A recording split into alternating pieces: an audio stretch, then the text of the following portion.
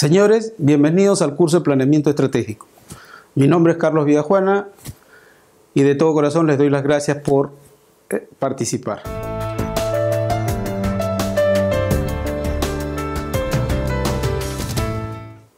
Antes de continuar, quisiera hacerles recordar lo que ya hemos visto hasta ahora del proceso de planeamiento estratégico. Hemos visto lo que es la visión-misión, hemos dividido la organización por unidades estratégicas, hemos descrito cada negocio, hemos elaborado la visión del futuro en torno a cada negocio, luego hicimos una explicación de lo que comprende el análisis estratégico. Habíamos dicho que el análisis estratégico tiene tres fases: el análisis externo, el diagnóstico interno y el análisis del nivel competitivo. Toda esa información a nivel de los negocios, todo ese análisis pasan al nivel corporativo, pero solo pasa lo que es común, es decir, las oportunidades comunes, las amenazas comunes, las fortalezas comunes, las debilidades comunes, los talentos comunes. ¿Para qué? Para que a nivel corporativo se apalanquen esas ventajas, esas desventajas, esas oportunidades y esas amenazas. Luego había que definir la meta corporativa y la meta en cada negocio. Digo la meta en singular porque se trata de la meta nuclear, es decir, de aquella meta que comprende a todas las demás metas.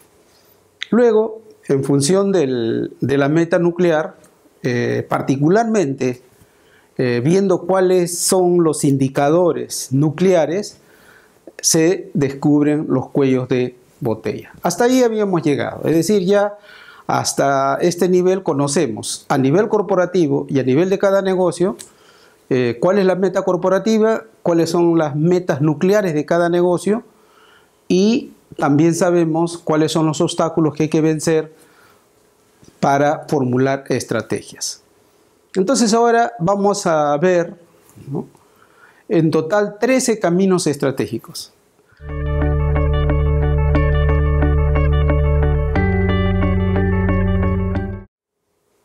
Ahora nos toca tratar, yo creo, la etapa más dinámica del proceso de planeamiento estratégico.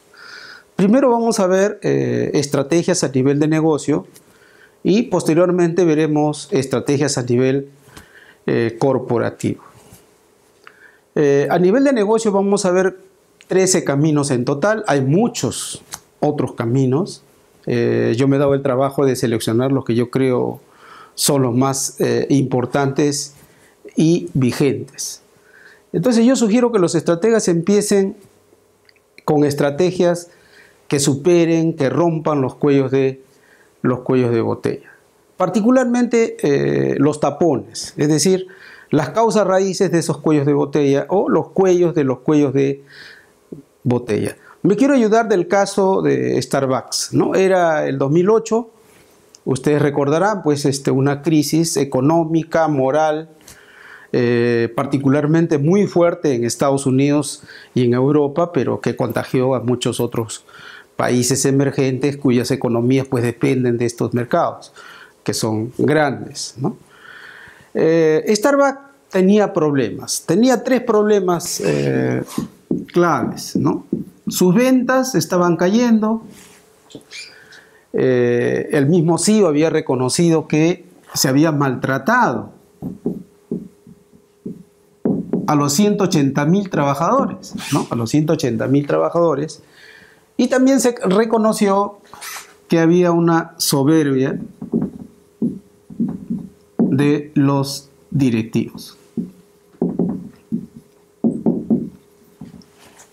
Estos tres problemas o tres cuellos de botella, ¿no?, fueron originados ¿por qué? O sea, ¿cuál era el tapón ahí? ¿Cuál era el cuello de los cuellos de botella?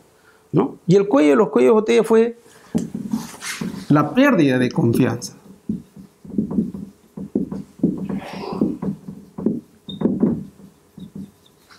La pérdida de confianza. Los empleados no confiaban en los directivos.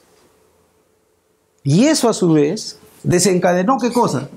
La falta de compromiso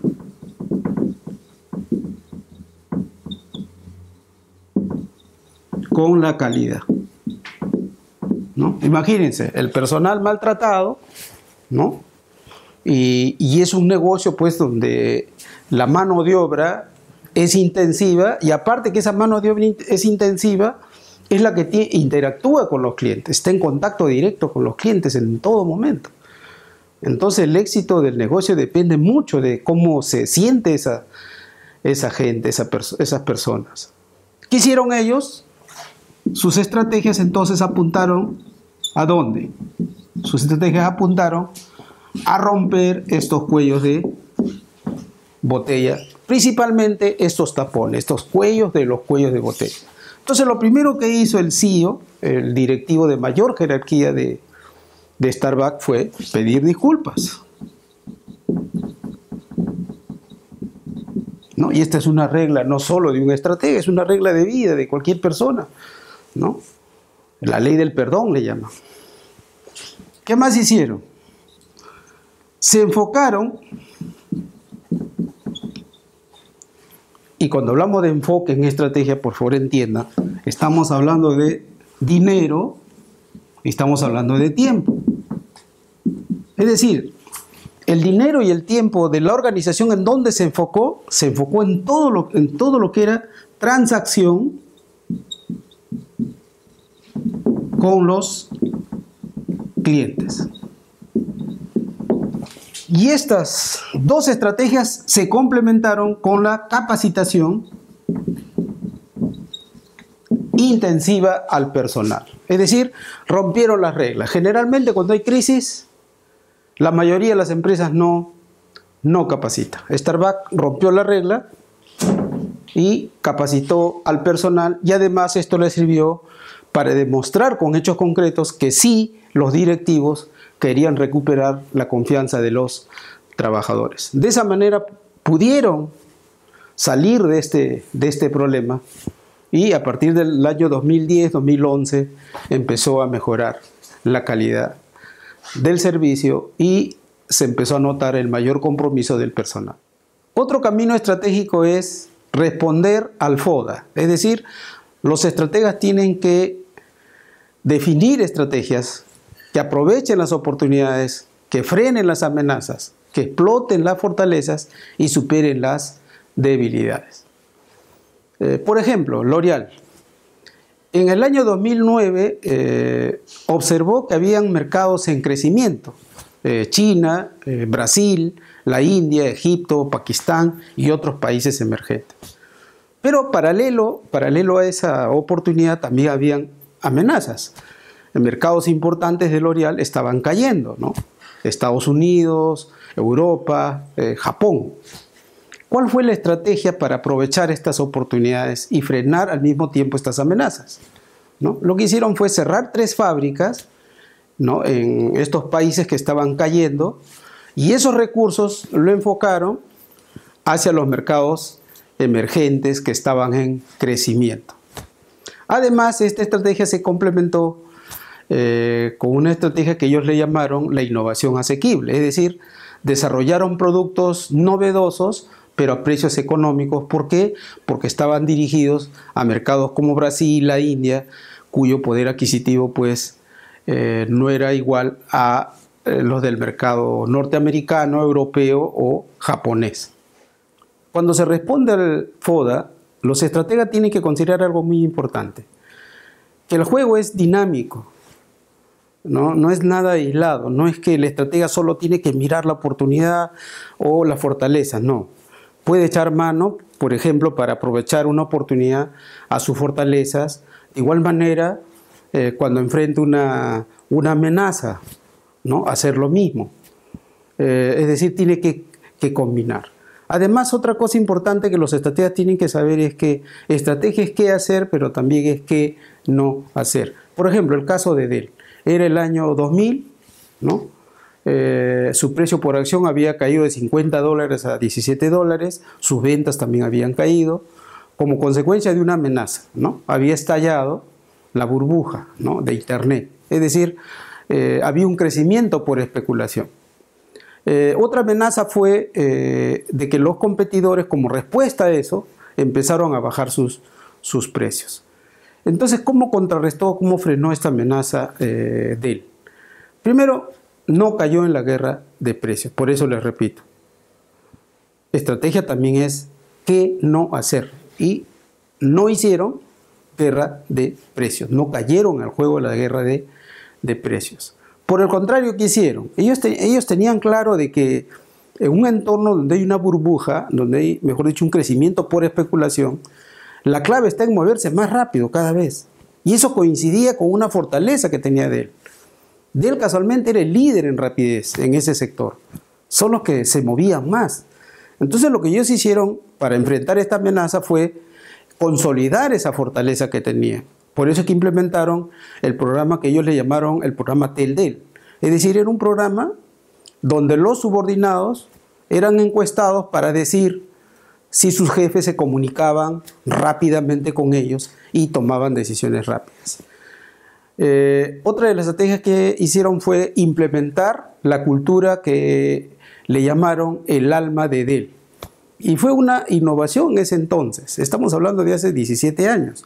¿Por qué? Porque no se premiaba el resultado solamente, sino el cómo se lograba el resultado. Es decir, se premiaba el proceso y también se premiaba lo que se conseguía. Entonces, de esa manera pudieron ellos pasar, contrarrestar esta tormenta que tuvieron en el año 2000 y que duró 1 o 2 años más. Los estrategas tienen que pensar qué harán para explotar sus fortalezas. Yo les puedo sugerir algunos caminos, por ejemplo, exhibirlas, reutilizarlas. Por ejemplo, han visto ustedes muchas empresas que están bien posicionadas, ¿no? ¿Qué hacen? Es ampliar líneas de producto, ingresar a nuevos negocios con la misma marca. Otra forma es emplear la fortaleza para defenderse o para atacar la debilidad de un competidor, ¿no? Ahí hay una regla de oro. Nunca ataques una debilidad con otra debilidad, jamás. Ese es un error fatal que puede cometer un estratega. BMW. ¿Cuál es la fortaleza de BMW? La fortaleza de BMW es que tiene grandes economías como consecuencia de su liderazgo en venta de autos de lujo. Y cuando hablamos de economías, hay 3 tipos de economías: economía de escala, economía de alcance y economía de enfoque. La que más tiene BMW es las economías de enfoque, es decir, los ahorros como consecuencia de la especialización en autos de lujo, ¿no? Ahora, las economías de alcance pues significan los ahorros que se consiguen por reutilizar los activos intangibles que tiene una organización o un negocio, ¿no? Y las economías de escala pues es cuando se reduce el costo total unitario como consecuencia de explotar los mismos costos fijos en un mayor nivel de actividad. Nivel de actividad que puede ser mayor volumen de producción o mayor volumen de ventas. Entonces, volviendo al tema de BMW pues su fortaleza es que tiene grandes economías, principalmente de enfoque, como consecuencia de estar concentrado en la venta de autos de lujo. Entonces, ¿qué hizo para explotar esa fortaleza? Primero, compró la marca Rolls-Royce en el año 1998, ¿no? Eso pues lo enriqueció su posicionamiento de marca. Incrementaron drásticamente su inversión en investigación y desarrollo. Luego fueron los pioneros, ¿no? Desarrollando autos que consumían hidrógeno, ¿no? O sea, para ir acorde después con la tendencia de la preservación del medio ambiente, porque este tipo de carros no emite poco dióxido de carbono. Y también hicieron algo más en torno a esta fortaleza: enfocar sus recursos, concentrar sus recursos en el mercado norteamericano, pues este mercado representa más o menos el 50% de la venta mundial de BMW. ¿Qué hacer frente a las debilidades? Superarlas y ocultarlas del enemigo. En el año 2013, Procter & Gamble tenía una gran debilidad: se había desenfocado. Ese desenfoque se reflejaba en su amplia cartera de productos y su amplia cartera de mercados. Todo eso había sido pues consecuencia de muchos errores que había cometido en años anteriores. Y como consecuencia de eso, había perdido mercados importantes, mercados que ya tenía desarrollado, que eran muy importantes en esa empresa. ¿Qué se debería hacer en lugar de eso? Yo creo que aquí hay dos estrategias que hay que combinar, o dos premisas más que todo que hay que combinar. Primero, hay que considerar la variable tiempo. No considerar la variable tiempo puede ser fatal. Combinar esta variable con ese dicho que dice, más vale pájaro en mano que ciento volando, ¿no? Es decir, lo que Procter & Gamble debería haber hecho en ese entonces es sanar esos mercados desarrollados, ¿no? Y una vez sanados, ¿no? Ahí viene la aplicación de la variable tiempo, ingresar a estos mercados emergentes, que en ese entonces era, y hasta ahora son, China y Rusia. Entonces, señores, si bien es cierto, he dado una explicación parcial, ¿no? Cómo se explota una fortaleza, cómo se supera una debilidad, cómo se aprovecha una oportunidad o cómo se frena una amenaza.